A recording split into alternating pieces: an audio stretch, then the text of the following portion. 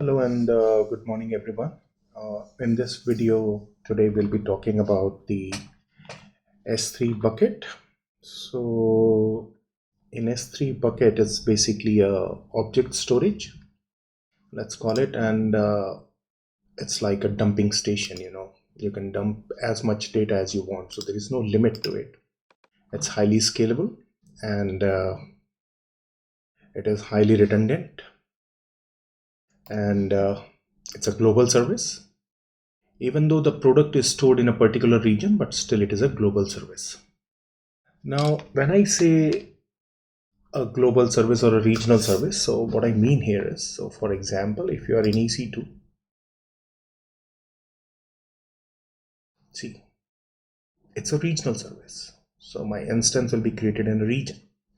Any other service, so some of the services like IAM, S3, bucket, and some of the other services are purely global. So the moment you click on them, you will be directed to a global service. So the moment you click on S3, this will change to global. Now this means everything will be grayed out. The buckets are available globally.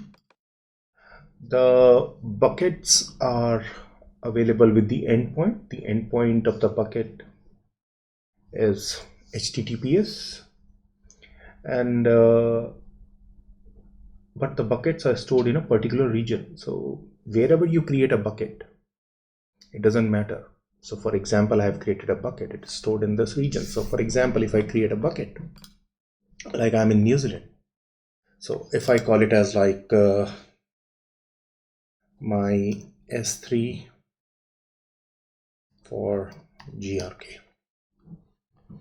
So the good thing that you need to remember is that it should be a globally, because it's a FQDN, fully qualified domain name.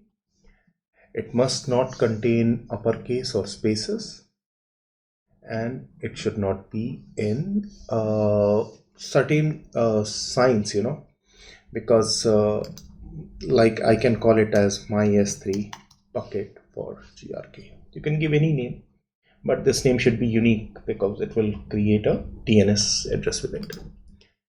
And you can store it wherever you want, wherever you feel that your region is near to you. Like I'm in New Zealand, so I would prefer like it's in Sydney, but usually I work in US region because all the services are available, but this time I'll create a bucket in Sydney. Now I'll use the default settings. I'll say I don't want any public access to the bucket. Now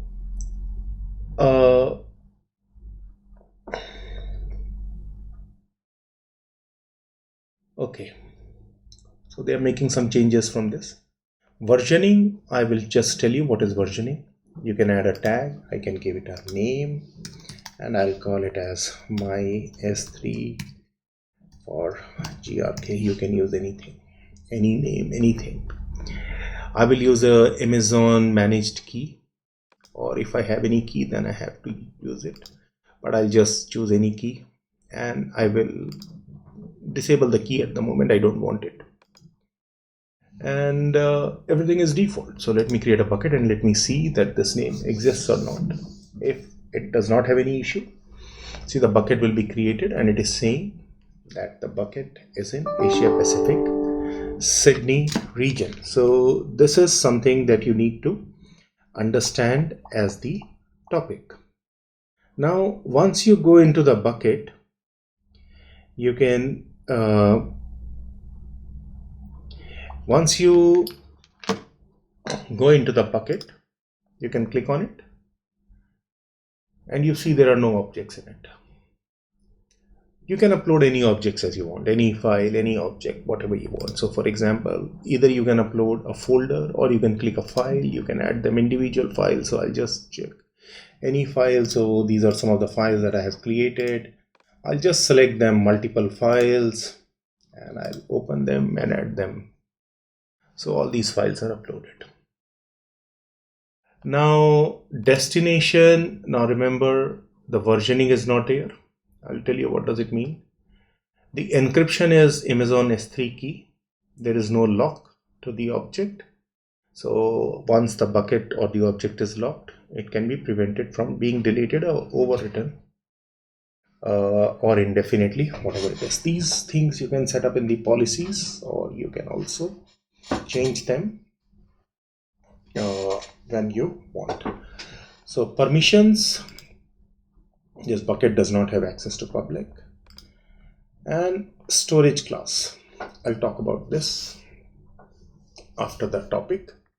Just let me upload the object and then I'll tell you what does this mean. This is called as a lifecycle management policy. And I'll just leave everything as it is. So see, these 5 objects are uploaded. But if I go back to the objects, and if I want to enable versioning, if I go to properties and if I click on edit and if I say versioning enable, now you will see that all the versions are null. What do I mean? See, every version is null. So before you enable versioning, you make sure that the objects, if the versioning is not enabled, the objects will have a null pointer. But since we have enabled versioning, let me upload these objects, all these objects again, or any object, I'll just upload whatever the object was, I don't know, or these 3 objects, open. I hope these were the same ones. These are uploaded. Let me close it. No, that was a different file, but anyway, let me look at version C. Now, because a new object is uploaded now, it has come up with a version. A new object is uploaded, the file is not overwritten, but it says that a new version of the file is here. Your old object is here and your new version is here. So that means if you make some changes in the file and if you want to upload it, you can always enable the versioning with it, and the versioning will come with the time and the date tag with it. So this is just to protect the files from accidental delete or anything that happens and you want to retrieve any particular version of the file, any data, you can retrieve it back. Now, another thing that I wanted to show you in this is if I go to properties. Now, if I would like to see versioning is enabled, this is the bucket. I don't have any encryption. I'm not keeping any CloudTrail. We'll come to this. No event notification. I'm not even doing CloudWatch at the moment, and transfer acceleration. So these topics, we will talk about them later. Now, objects are not locked. So they are saying that this feature will come very soon. And another thing is that when enabled, the request pay for the data transfer cost. So sometimes, we have a situation, for example, if you're in a bank and somebody is asking for a bank statement again. So the requester is requesting it. So he have to pay the cost for data transfer, because S3, you can upload as many objects as you want. You're charged for the storage, but outgoing and incoming prices are different. So coming to the AWS and data going out of AWS, we're charged at different prices. Now, leaving it as it is, management. When I come to management, see there is an object which is known as lifecycle. So lifecycle is something that I was saying, like, how do you configure your lifecycle? So when we say lifecycle, we say that how long do you want to keep the object for? So if I go here and I say AWS S3 lifecycle policy, and here it is. This is a very important document which you must read, managing the life cycle. So your life cycle of the object, you can see that here it is. You can manage it. You can manage how long do you want to keep your objects for. So for example, you want to keep it for 30 days. After 30 days, you want to move it to, so 30 days, it is standard part of the object, So after that, maybe you are thinking of moving the object to infrequent access. Then maybe from infrequent access to only one zone infrequent access. Maybe after 60 days, you say, like it's your bank statement. Maybe you don't require your bank statement that much after 60 days. So you're saying, oh, let's keep it in storage somewhere. So we call it as a storage service. So like it's actually S3 is a storage, but when I say storage means we can put it in some cold storage, which we call it as a glacier facility. And if you want to deep archive it, so for example, compliance documents, government documents, in New Zealand, we usually have 7 years of life cycle management. So we transit the objects for 7 years, let them be in deep storage. So retrieval time may be a bit higher. So when I go here and I say I want to create a life cycle rule, and I say that the current version of object between storage classes, move the object between storage classes, expire the version. So let me call it as 123. Let me name it as a rule. And I say create a rule. And I say 123. Okay. And move current version of object between storage classes. So here you see. Now I want to say. So when I say currently your object is standard, I move it to standard infrequent access after 30 days. After 30 days, this will go to standard infrequent.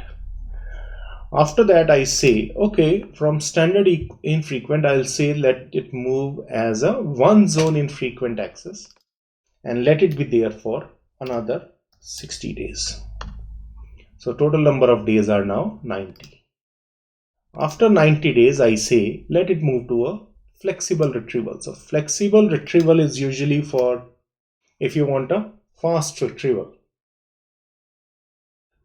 It says it should be at least 30 or more days. So the only thing that happens is that it should be a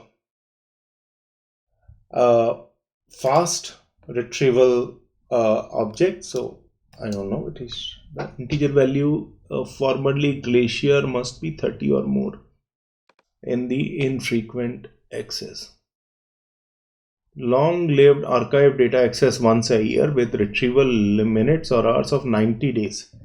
Okay, of minimum storage. So it has to be 90 days. So you need to store it for at least 90 days. But the advantage is you can retrieve the data very quickly. It's a matter of minutes or seconds you can retrieve it. But if you put it in deep archive, it usually goes to sleep. The cost is very low. Retrieval time may be like from 30 minutes maybe to 72 hours. It all depends how deep storage is, how much time will it take. So for example, I say 180 days. Keep it in deep archive for 180 days or 720 days or what many number of days you want to keep it for 2 years. But usually government data or like your logs that you generate every day, you keep it in deep archive. You may need this log for compliance reasons or whatever it is for 7 years, 6 years, whatever your requirements are. And you must acknowledge it. And once it is done, see, this is how the data will move. So current version actions. So currently it is in standard access. And after this, it is going to create a policy for this. So keep on adding the objects. They will automatically keep on moving it into the various layers of the objects, and the costs will also start coming down. So standard is quick access, fast, low latency, fast speed. Infrequent access, maybe your bank statement after 2 years, you may not be requiring it so frequently to access it. It will become infrequent access. maybe after 60 days or 1 year, you just want it from the region to just one zone and let it be there for infrequent access. Then you move it to Glacier, as I said, and let it be there for 90 days. It will be kept in the storage, but the retrieval will be quicker. But moment it goes to deep archive, the level will be retrieval time will increase. So there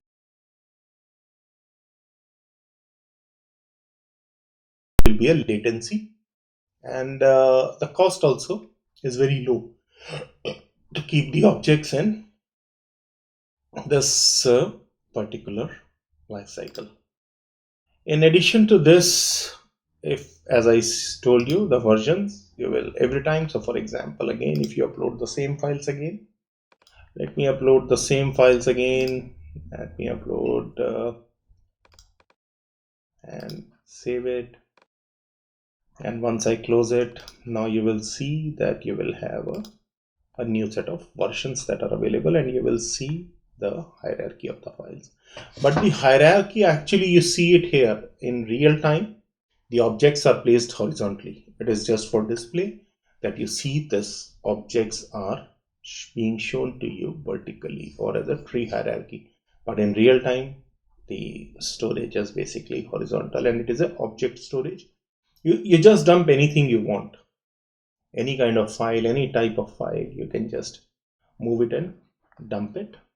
And you can generate metrics if you want any data, you want to give any permission. So like we have blocked all public access. So this does not allow. Amazon requires that the users should not be able to access the bucket. It is basically private. You should keep, it's a policy that they prefer, that you should keep it private unless and until you want to have one. But you can edit the bucket policy. So we'll do a separate video on this, how to modify the bucket policy or how to read it, etc. And this is your properties, and this is your objects. Buckets are also can host your websites, which will be again a separate video, which is very quick. If you see it's here. And the websites can only be static. It cannot be a dynamic website. So simple website which is static in nature can be hosted on S3 buckets, as these buckets are FQD and fully qualified domain names. Thank you for watching the video. In the next video, I'll show you how to create a website.